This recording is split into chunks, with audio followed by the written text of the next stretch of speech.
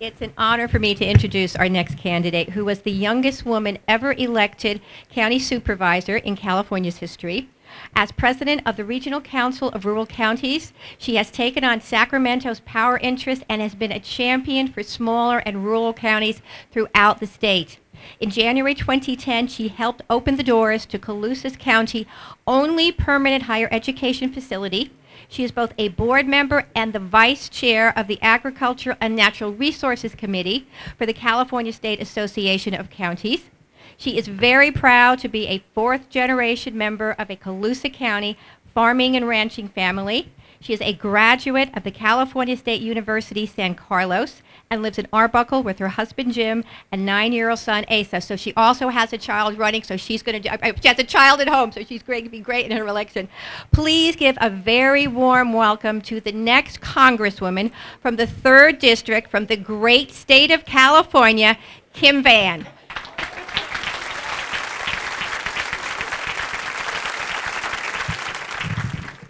Well, I wouldn't have walked up here laughing if our former lieutenant governor wasn't standing next to me harassing me this entire time. But like our previous speaker, Debbie, you know, they grow good farm girls in this state. You know, we're a little tough. Now, why most of you here might not know me, you know the gentleman who's running against me. And I say that on purpose because the new 3rd Congressional District is an 85% new district. I have the privilege of running against your former member of Congress in the 10th, John Garamendi.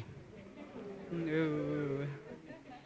Now, while John's been in office longer than I've been on the face of this earth, I've actually been in the private sector longer than he has. So put those numbers together a little bit, but I really didn't have to be in the private sector that long to make that distinction. So, like I said, the new 3rd Congressional District is an 85% new district. He got drawn out of the Bay Area and drawn into the valley floor north of Sacramento. We have the wonderful counties of Yuba, Sutter, Glen, Colusa, Yolo, a little teeny tiny part of Sacramento by the airport, and Solano County, just down towards Rio Vista. So he's got a whole new ball game. We are given a D+1 in the Cook Report and a swing seat by others. We are very, very excited to be in this race. We had a number of other candidates on the Republican side of the ticket. John spent $950,000 from the day I jumped into the race until the primary, and he picked up 3 points. And we only spent a couple $100,000, and I'm a county supervisor from Colusa, little old me, you know? I don't know what he's so worried about. I really don't. Arbuckle. So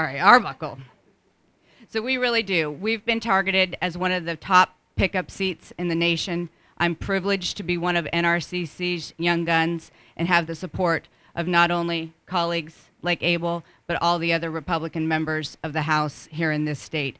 It really is amazing to see how the leadership in this state, from the federal level and the House, has come together. We were privileged to be here maybe about a month or so ago and joined by our other colleagues, and the support is tremendous. It's building momentum in this state so that we can make a difference from the top down. But like all other races and all other candidates that are speaking to you here tonight, we need the money, and we need a fair amount of it.